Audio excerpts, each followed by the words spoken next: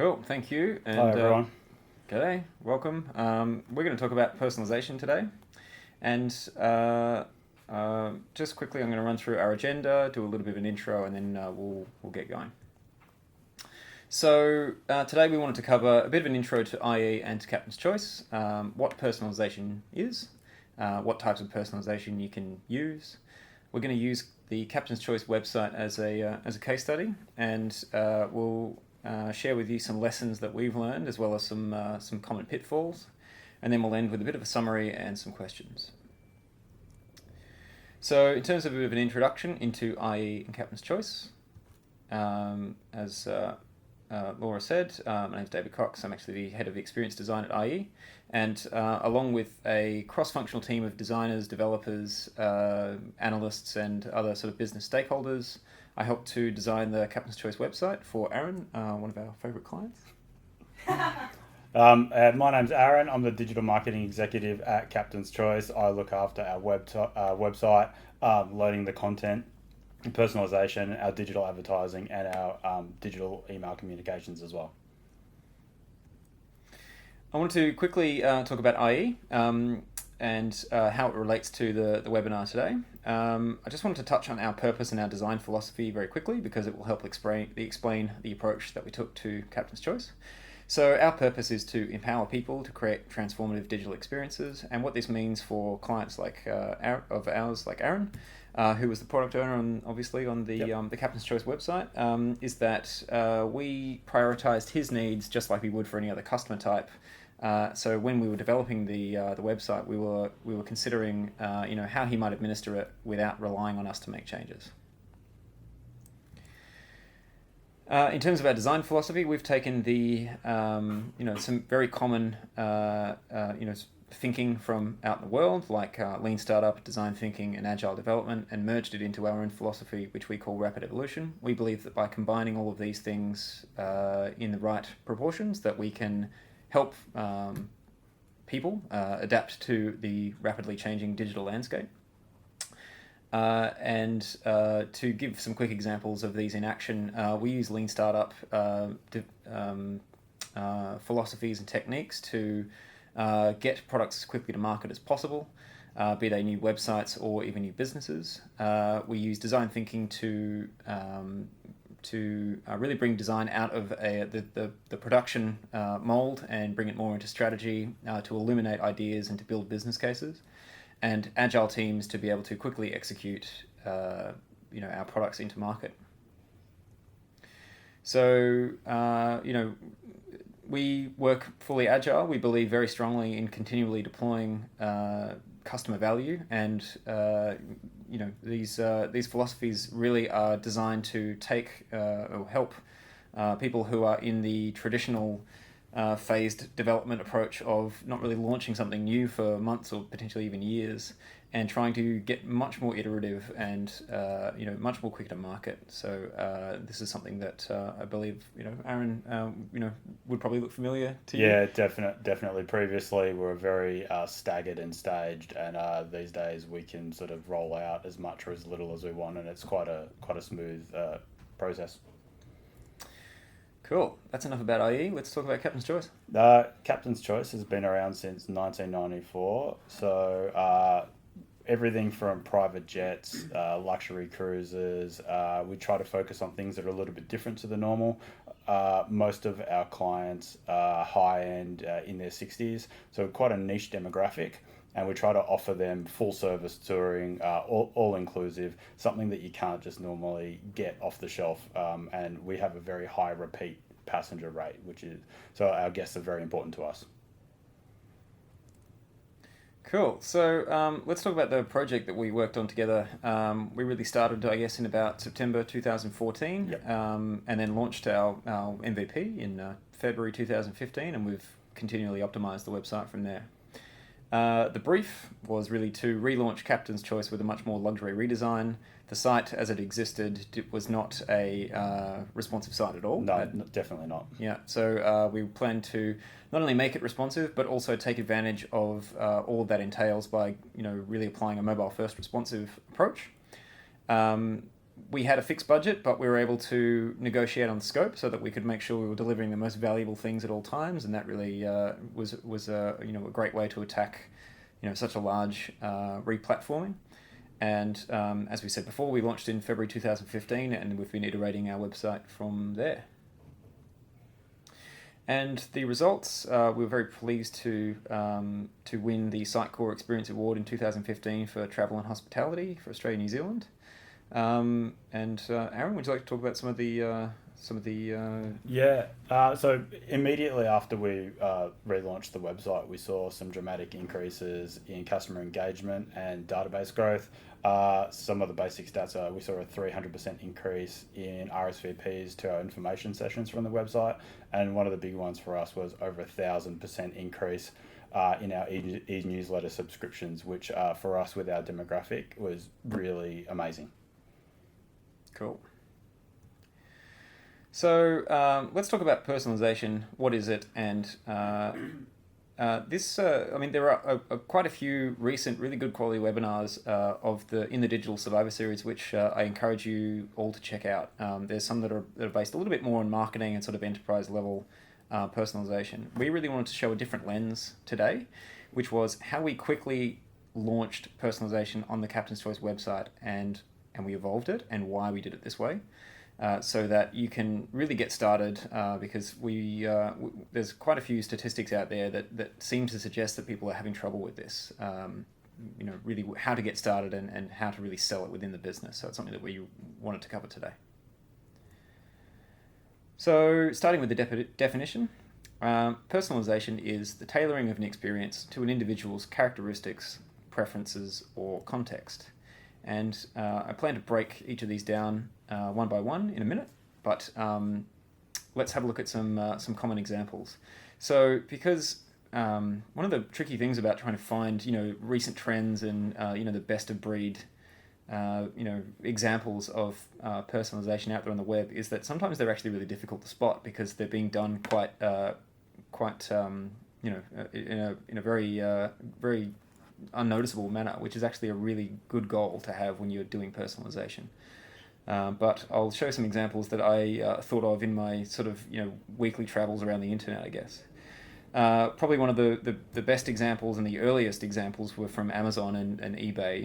The idea of showing items that are related to things that you've already seen, or things that have been frequently brought together and bundled, and giving people the ability to price up a couple of different products and get discounts that way.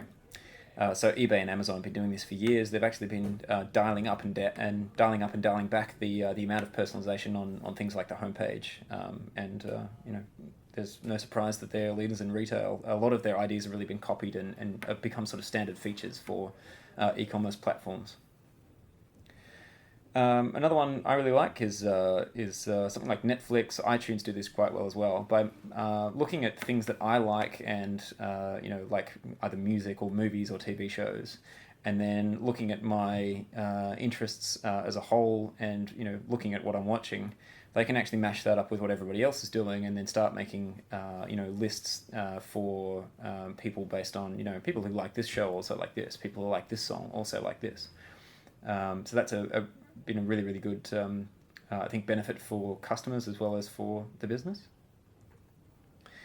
I'm really interested in behavioural retargeting, and whenever I see good examples of this on the web, I usually really like this sort of approach to e-commerce. Here's an example of a company called Peak Design, who are in the UK, and they make almost like the North Face, that sort of outback adventure equipment, stuff like that. So when you abandon a cart on their e-commerce website, so if you go to their website, add a few things to their cart, and then just leave without actually buying something, they'll send you 2 follow-up emails. One which is, here's the thing that you looked at. Are you still looking around for alternatives? And it's really interesting because they're not quite pushy, and they're very focused on delivering customer value. So they only send these 2 follow-up emails, and they've found that 12% of the abandoned carts were recovered in sales, which is a really good statistic as well. Sorry, let's get that out of the way. And then I went through my inbox and found that nearly everybody who sends me emails nowadays personalizes it at least to my name. So, this is another example, I guess, of a feature that was once really, really exotic and not many people were doing, and now has become pretty much standard practice. So the gains that you can make for personalization really, the more you focus on your audience and your customers and getting ahead and not really following what other people are doing, I think the more value you can create. It's certainly good to, these things are largely pretty easy to do with email marketing in general, so there's no reason not to do them.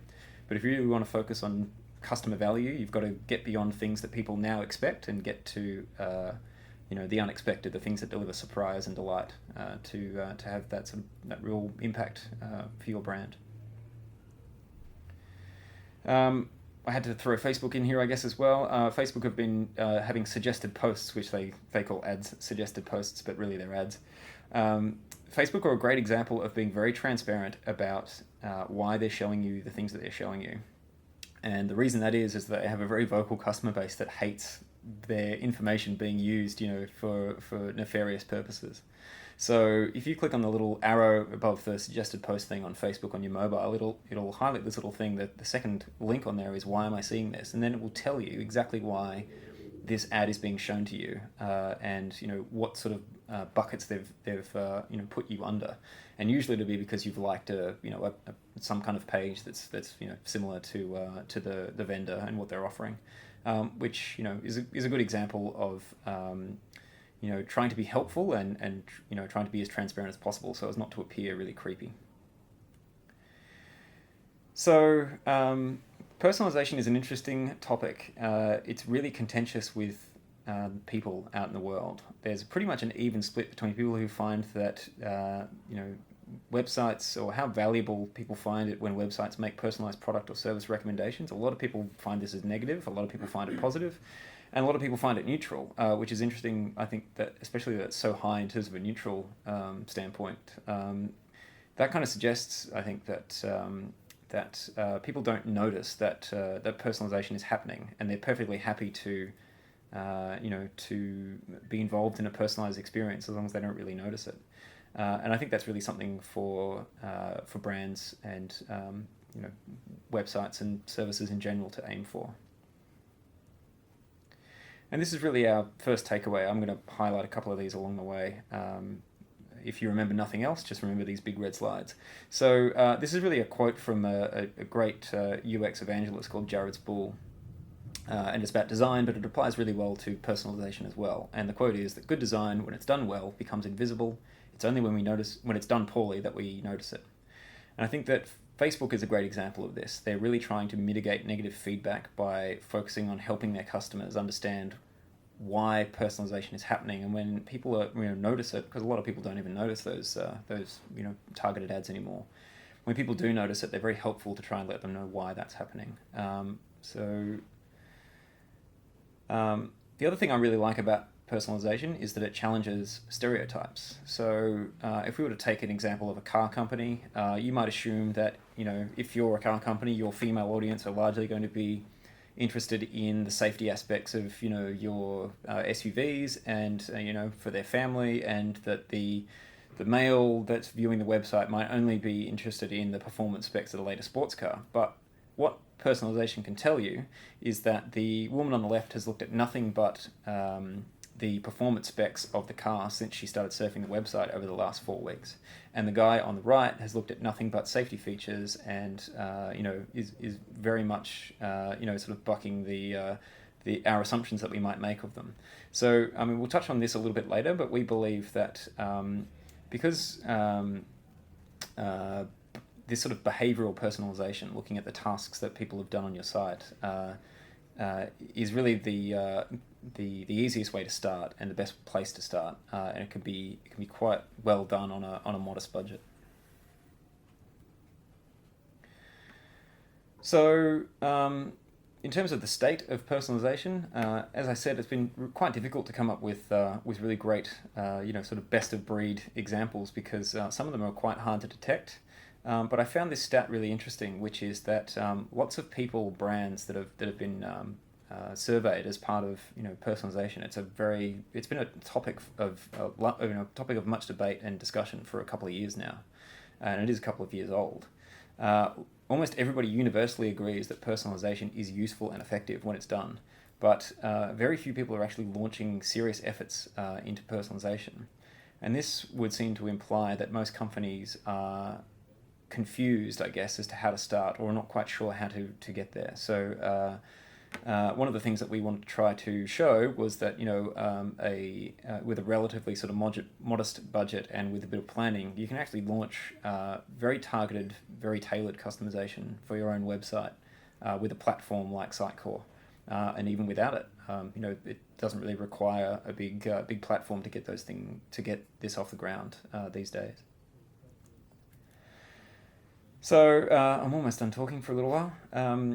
In terms of types of personalisation, as I covered, in our little definition, there's really three main types. There's behavioural, demographic, and contextual.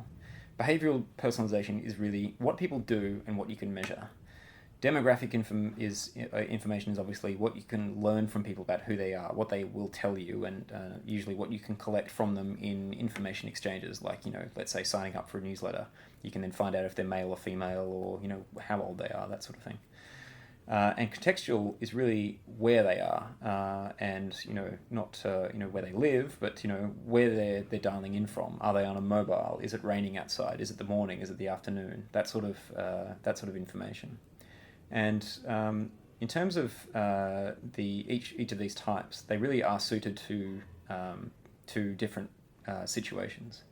Behavioural personalisation is really best for small budgets because it's the easiest by far to do. And it really suits sites that have repeat visitation. So if you can learn that someone is interested in a particular path or product set or whatever it is on your website, then you can tailor that experience the next time if they're a repeat visitor.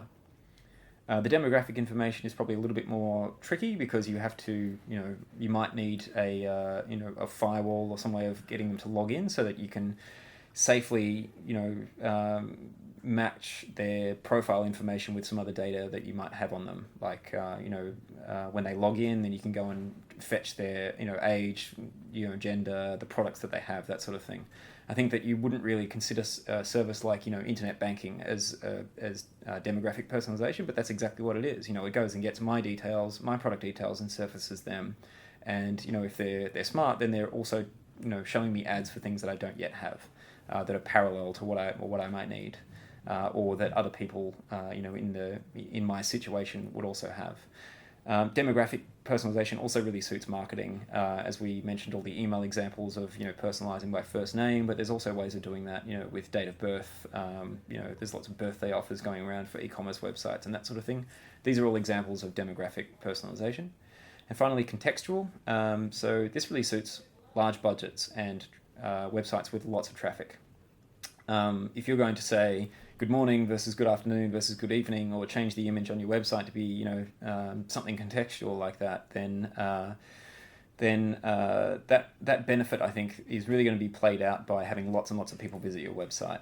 So lots of portals are really good at doing this, showing news and, weather information and stuff like that based solely on the IP address that the person is coming to their site from. And another piece of context that we might use, on a small scale would be the origination of the traffic. So if someone is coming to the site from an email, we might choose to personalize the website in that way rather than someone who's coming from Google. But yeah, contextual really suits large budgets and high traffic websites, although you could argue as well that, if you are showing something, a different feature or, a slight, different experiences based on someone being on a mobile versus a tablet versus a desktop, you could argue that responsive design is actually contextual personalization as well, which is very familiar to most people and most people are engaged in. So our second takeaway is really that it's by far easier to start measuring behavior over the demographics and the context. So once you analyze what people are doing, you can begin really basic personalization by tracking the, a control versus a personalized experience. In some kind of A/B test, you can really build a business case for more personalization and keep going from there. And we'll break this down a little bit more as we go along. So just to sort of tie these all together for an example, you can actually use all of these in tandem. So, a company like an ASOS or a big retailer might use all of these in one simple journey, and you might not really realize it. So, in terms of the behavioural, I might be shown a newsletter offer for a first-time visitor. So, going to the website for the first time, it might say, first time here, sign up and get $10 off your first order. Then when I go through the sign-up process, it might collect my name, my year of birth, my birth date, and it might actually detect other information like my postcode or even the time zone that I'm in during my subscription. And then they might queue that email, that welcome email, to arrive at 8 a.m. on my local time, and mention me by name, because they know that at 8 a.m. that's the best time to they've measured that as the best time for me to receive that particular offer. So it's quite easy to put these all together into one experience. So let's run through a bit of a case study. So we wanted to run to have a look at the Captain's Choice website in a little bit of detail and show how we can actually launch personalisation if we plan everything right within 1-2 week sprint, which is what we did for the website. So, and really, if you're a company that has a platform and you've never done personalisation before, we want to use this to try and show you how you might get there. So, I guess it really starts with the brief. And Aaron, do you want to talk about what maybe kicked this all off for you? Yeah, it was probably a couple of years ago. I attended a Sitecore event, and somebody was speaking at that regarding superannuation, which is completely the opposite of what industry we're in, but they were speaking about personalisation and the big differences that it made to their business, and it really struck a chord that it's something that we can do as a relatively small business ourselves, because we know our customers really well and we know their journeys, but we weren't doing it. Yeah. So, I mean, I guess that's really formed part of the brief when we first started talking about the project. It was something that we were considering from the ground up, and it's, I think, a really great learning as well. It really was something that we were thinking about while we were planning the site, not only just, after we launched, even though we did actually leave the main efforts of the personalisation till after the site had launched. Yeah, everything was built ready for us to personalise it, but we gave the website about 6 months to bed in before we actioned on any of that. Yeah. And really, I think the other call out here in terms of the opportunity that was on the table was it really was based on the brand and the customers that you have. The Captain's Choice tour, the average tour price is about $30,000. Right. So it is quite a considered purchase for most people. It's not the sort of thing that you decide in the last minute to spend that kind of money on a 3-week vacation. Yeah, and so I think that the aim was really to help. To use personalisation to help deliver a premium experience and a luxury experience. And I guess the other thing worth noting that we planned to deliver this on a component by component basis. So that actually informed how we broke down the build of the site. We didn't have a section called homepage and then we just built all the homepage. We actually broke things down a lot more into they're sort of atomic kind of components, and we'll touch on atomic design and how this plays really nicely with personalisation a little bit later. So in terms of what we actually designed for Captain's Choice, or at least one of the strategies that we've used is based on what we know about the customer journey and the basic pain points from Captain's Choice research. We know the phases that people go through when they're looking, when they're dreaming of going, when they're in the mode of booking, and when they're sort of pre-tour and on-tour and post-tour. And we knew that these are difficult purchases. They're not cheap. They're very considered, and that requires lots of repeat visitation to something like a website, and often even spanning multi-channel. So going into travel agents and looking at brochures and all that sort of stuff. So what we were trying to do was to devise a point system based on our knowledge of the customer and the needs of the business, and we really created a hypothesis, which was that by measuring what people were leaning towards in terms of various aspects of the tours, that we could add up scores for those over the course of 1 or more visits, and then the highest score for a particular pattern, be it sort of, the red or the blue, as you see in this diagram, would ultimately win out. Then the next time they came back to the homepage, they would see, that sort of preference reflected back to them. Pardon me. And so this is really another takeaway, which is that a lot of this, the genesis of this, is really the customer. We have to always focus on delivering customer value to prove that personalization can work. It's great if you can get a business outcome, but it's better, I think, if you can get a customer outcome. So I'm going to quickly switch windows and show an example of this working, and Aaron can actually take you through some of the website for Captain's Choice, if I might. Give me a sec.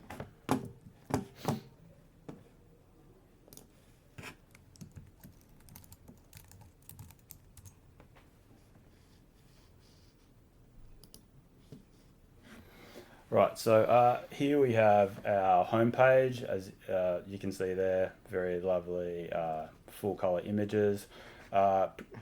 Pretty standard. This isn't personalized at all, so this is as if you were a first-time user coming to visit our site. And let's just say I'm just going to scroll along here, and I'm like, oh, let's have a look at the Ultimate South America tour here. Yep. So Ultimate South America, I'm looking here, got the tour highlights. I can request more information. There's all the information on the hotels, the map, the itinerary, all that kind of stuff. But I said, oh, that's maybe not quite what I want. So I come back here, back to the homepage.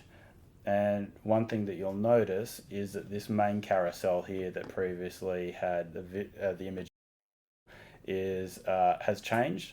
That's changed based on the rules that we have set up in the back end of the website for our personalization.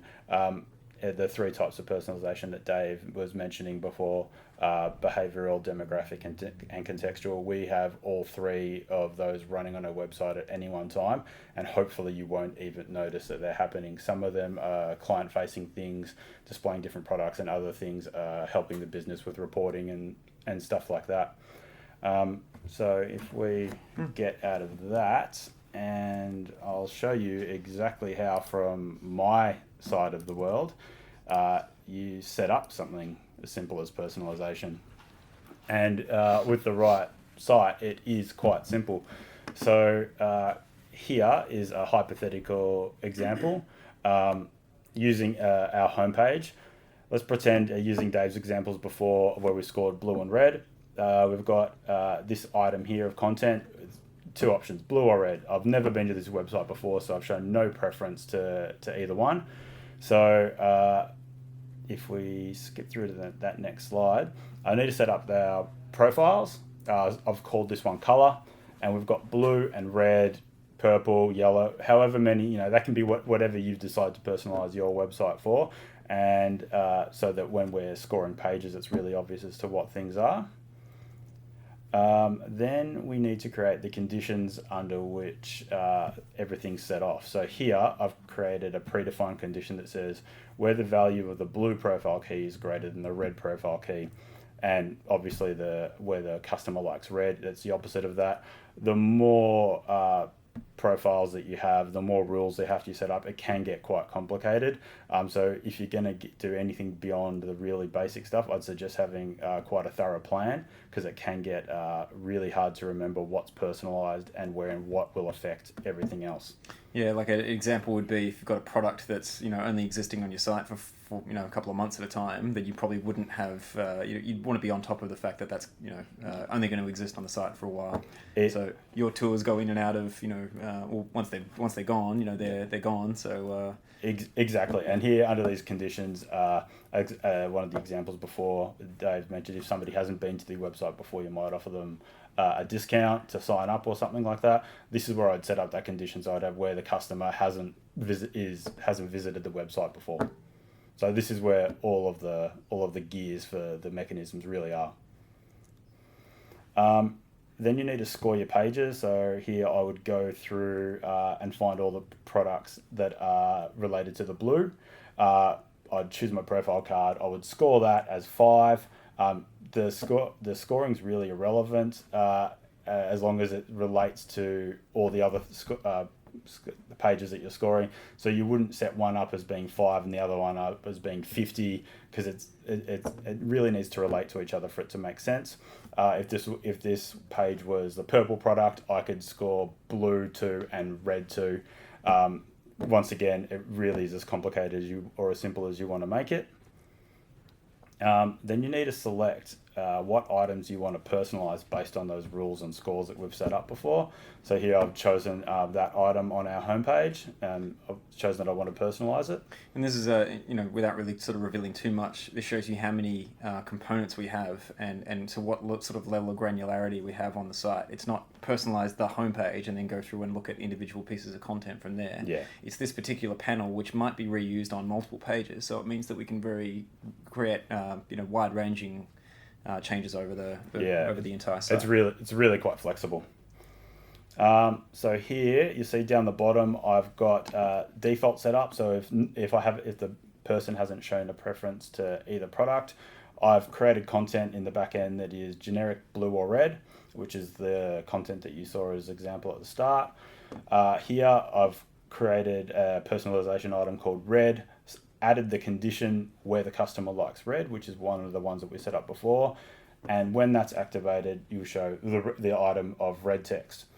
Then I would set up one for blue, personalize the content of blue text. You'll see here I haven't actually added the condition yet. So if I went ahead with this, the blue text would never be shown because I haven't added the condition that says when the customer likes blue, show this content. Nice icons. Yeah, thanks. And here you can see that there are, for this particular item, there's 3 bits of personalization set up, being the default, the blue, and the red. Now, if I was a person to visit our website and I'd visited the red products more than the blue products, the scoring system in the back end would recognize that I have a predisposition to like that product, and it would show this piece of content right here.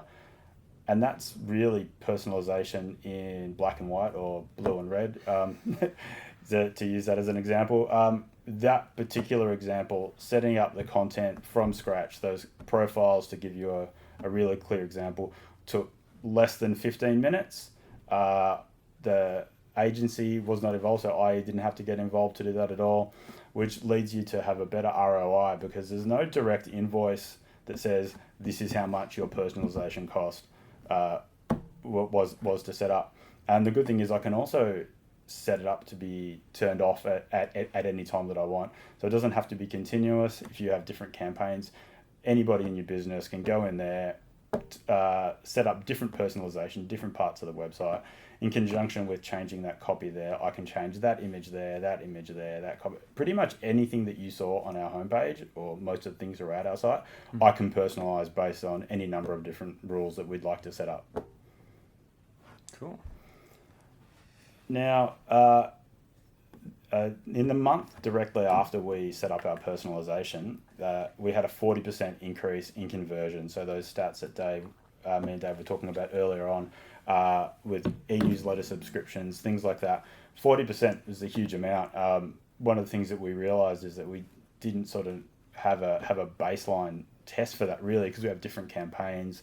The market's changing all the time. So after that, we've actually set up an A/B test. So a percentage of people that visit our website won't get personalization, and a percentage that visit our website will get personalization. And then we can actually see the figures. It's not guesswork. We know that personalization works for our clients, and it definitely delivers better results for the customer experience and better results for the business.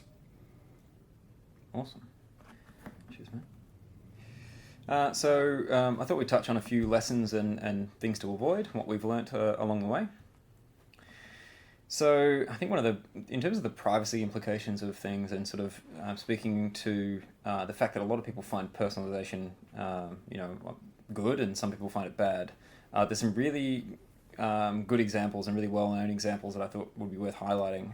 In 2012, Target created a direct marketing algorithm that measured what products people were buying, and they found that women who were pregnant were likely to buy certain products at different times, and they were able to predict with pretty alarming accuracy when women were going to give birth. So they sent coupons to people really at the point where you can create a lifelong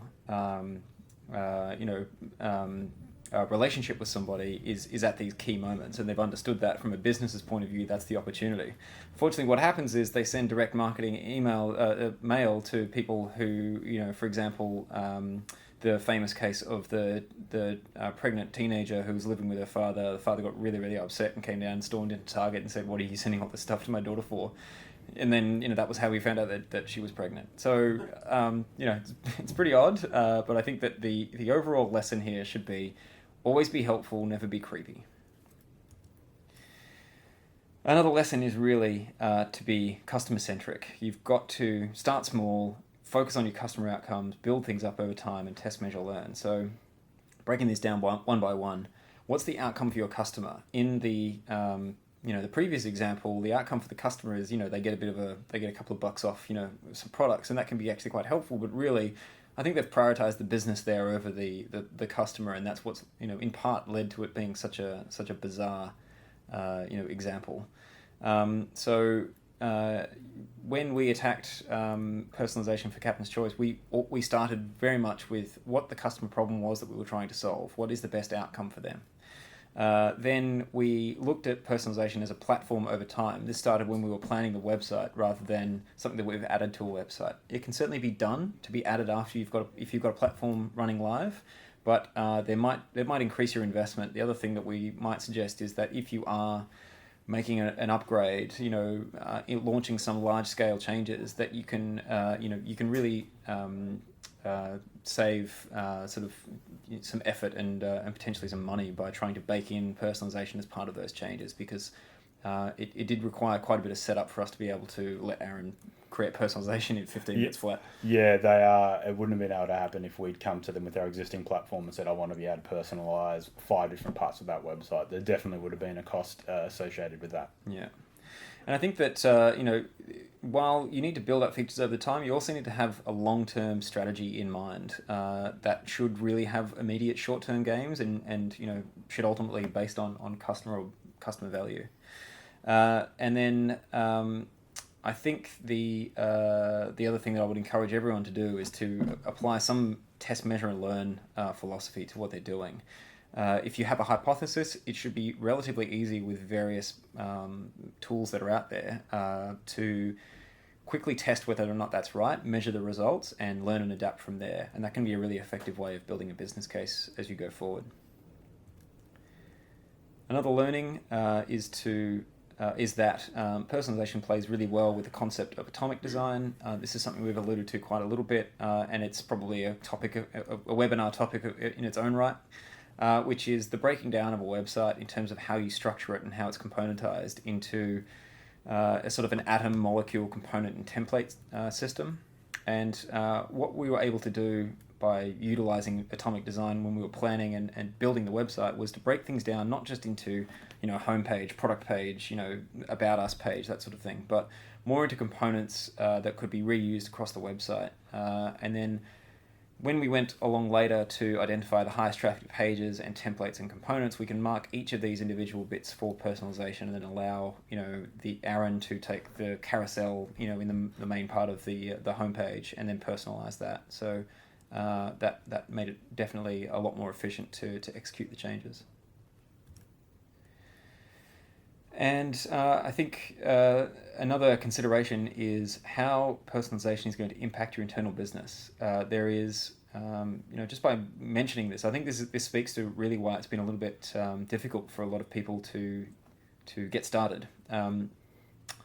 You've really got to consider how this might affect a content producer, in your organization. They might look at you and go, okay, so I'm already creating all this content. You want me to create 9 times more of it so we can have something for every single product and every single day of the week. And, we don't really want to do that.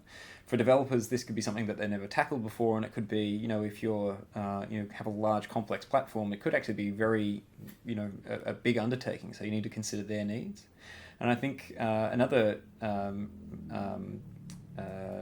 impact that you can have on your business is people who are used to controlling the content on your website may not be willing to relinquish that control, to allow customers effectively to bottom up, to have a sort of a bottom up control of what content is shown to them. Instead of the typical sort of top-down approach of I want to show this offer to everybody on Monday, and that that's part of my KPIs and my role. Some people might be quite reluctant to kind of relinquish that control, and I think that to mitigate all of these, you really need to build alignment. Like bringing people along for the journey is really key here, and this is our final takeaway.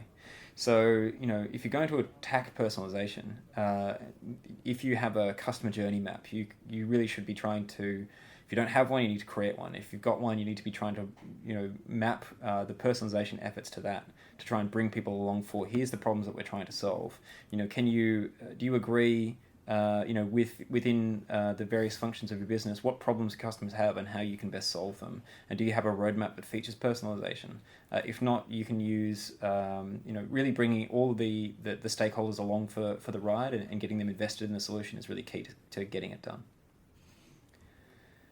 So just as a sort of a bit of a sum up to review our takeaways. We've spoken about good personalization, like all good design, is largely invisible. It should be very, very seamless, I think, is probably the aim that we've gone for with Captain's Choice, is that it's not really obvious that, ta-da, you're this type of person, and so here's what we're going to show you. And I think that that's a good rule of thumb to follow. I think by far it's easier to start by measuring people's behaviour and reacting accordingly, rather than to look at sort of context or personalization, demographic personalization, unless of course you're a service provider or somebody who's already got people logging into your site. I'd focus entirely on measuring behaviour at the outset. Really focusing on customer value is really key. If you've got a business benefit, that's great. If you've got a customer benefit, that's much better. And finally, to build organizational alignment, really bring every team that personalization affects, because there are a lot of them and more than you would expect. Bringing them along for the ride is really the best way to get things done. So thank you very much for listening. Please feel free to get in touch with me if you'd like to talk more about personalization. And thanks very much, Aaron. Yeah, thanks, Dave. Cheers. Great presentation. Thanks, guys. That was excellent. Okay, so we've had a couple of questions in.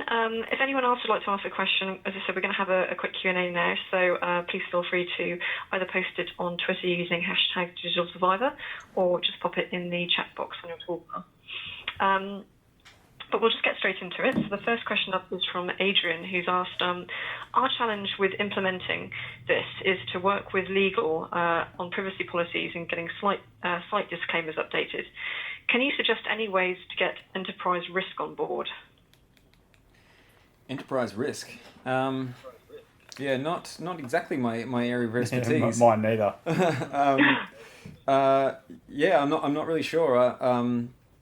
I guess. Do you guys have any internal sort of policies that you have to sort of any internal sort of, I guess, rules around how you tackle content and privacy policies? I'm not sure if that's something that Captain's Choice struggles with. No, not particularly. And the things that we're personalised, we're not storing people's names. It's not a database. The stuff that we're doing is quite basic. So it really is just showing them different content. We're not keeping tabs on them. There's no cookies or anything like that. So it hasn't really affected Captain's Choice. Yeah, wonderful. We've actually had quite a few questions just come in now at the same kind of area, tips on governance. So perhaps if anyone's got any further questions for David or Aaron, we can just pop those on an email to them afterwards. Okay, so next question is, did you have to put a business case together for personalisation? Not specifically for personalisation. We had to put a business case together for the website build in general. Being a smaller business, there are a few less stakeholders than some of the larger companies out there might have. So everybody that was involved in that was on board. We knew that we wanted to do it and we wanted to do it right. And so being able to include personalisation from the ground up like I said before, there wasn't any part of the invoice that said, here's X amount of dollars because you set yourself up for personalisation. It was just part of the build, and now there is zero overhead for running that at all. Yeah, we've been in some situations where our clients have wanted to sort of get started, and as we mentioned in the webinar, really the best way to get started is to start small, to build a very unambiguous A/B test that says, when we do stuff like this, here's a very simple example, of changing something on the homepage. When we do this, we see an immediate uplift and unambiguous benefit, and if you can do that, then I think that you can be much better armed to go and build a business case for, I need a budget specifically for this, or this needs to become part of our roadmap going forward, or we need to invest significantly more effort and resources into getting personalization right. So I would start small, create a small A/B test, prove that the return on investment is there, and then go and build your business case that way. That's great, thank you. Next question is from Sarah, who's asked, great presentation, guys. Just curious, seen any unexpected or exciting trends from your personalization strategy so far? Yeah, I found trend hunting with personalization really difficult because I think that the best experiences are ones you don't even notice. As I said before, it's quite difficult to actually detect sometimes when you're being targeted for personalization. I think the holy grail at the moment is trying to map, as per a lot of the reports that come out of Google over the last couple of years, the multi-device visitation of websites is really common and prevalent. So people start on mobiles on the bus on the way home from work or whatever, and then will graduate to a tablet and complete a transaction sometimes, or a task on desktop, and they'll move pretty freely between devices and in between different contexts. And one of the hardest things to do is to actually track behavior when you're not, you don't have logged in users, is to track behavior across multiple devices. I think that would be a real boon for behavioral personalization, to be able to say that someone had visited your website on one device and is now visiting it on another. But without being logged in, it's quite difficult to do that. So I'm interested to see where that goes. I think the other trend that has sort of been talked about for quite a while, but no one's really cracked yet because it's quite difficult to get done, is the use of bringing online store transactions into the physical store. So there's been a lot of talk around people using beacons and things like that, but where these sort of fall down, once sort of Apple locked off, for iPhones in Australia anyway, they locked off a lot of the ability for you to speak to beacons outside of a custom app. It's kind of limited to people who have, who are large, big budget retailers who have, customers who are already downloading or have already downloaded a native app, and so that they can start to turn on those features when people walk in store. So that's really limited things quite a bit. I've always thought it would be great to be able to access beacons from within, a mobile browser, to see what sort of things, open sourcing that a little bit might actually bring up. Great, thanks, Dave. Okay, next question is from David, great name, who's asked, thanks for the example, Aaron. I'm curious to know how many people you have in your team and roughly how much time this takes per month to set up and keep going. For Captain's Choice, I'm a team of one. So there's your answer there, which really sort of goes a long way to showing that if the site's set up correctly, it doesn't have to be difficult. I probably spend, it does vary, like less than 10 to 15 hours a month setting up personalization, and that really changes based on our product offering, the campaigns that we have in market and things like that. It doesn't really phase me, but I do have a plan set out that I do follow, because like I said, it can get quite complicated. If you were a large retailer and you wanted to personalize a lot of things, that would be quite time consuming. At any time, we've probably got a maximum of 60 tours on offer on the site. So if I'm personalizing based on that, there's 60 pages that I have to go through and attribute scores for all of the different profiles that I have set up, create those rules. And if we introduced a different type of tour, for example, hot air ballooning, and we made and we wanted to personalise based on that against cruising, I would then have to go through and change all the rules to say also if hot air ballooning is higher than or less than and things like that. So if you set it up right from the start and your business doesn't fluctuate too much in exactly what it offers, it shouldn't take you too long. The difficulty could be monitoring something like that if it was big, but for me personally, it doesn't really take up a lot of time. That was brilliant. Hopefully that's reassured you, David. Okay, well, that's all the questions we've got for today. Thanks to everyone who asked a question, and again, for everyone for joining us today. Thank you so much to Aaron and David for an excellent presentation.